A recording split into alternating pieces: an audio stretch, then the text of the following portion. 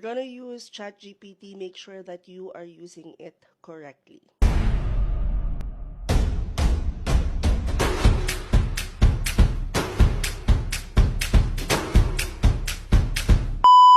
lot of people, kagaya ni Monabal, having a ChatGPT is my best friend. However, I know that my bestie is not perfect at all. And so yung interaction namin will depend on ano nga ba ang prompt na ginagamit ko.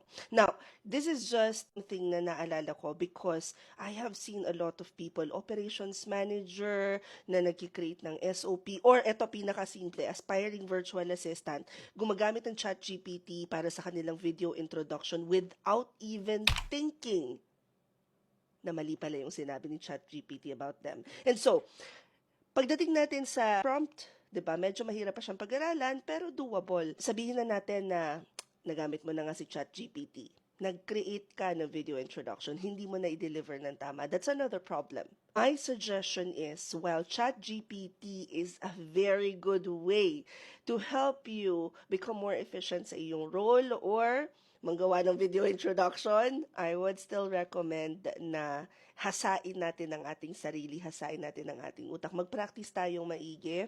And let's make sure na tama yung ating sinasabi. Napakaraming words na marinig ko pa lang, alam ko nang galing sa ChatGPT. So, you have to be careful with that.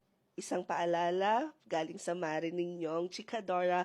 Anyway, comment down the questions you guys have about working from home. Follow for more work from home chismis. Bye!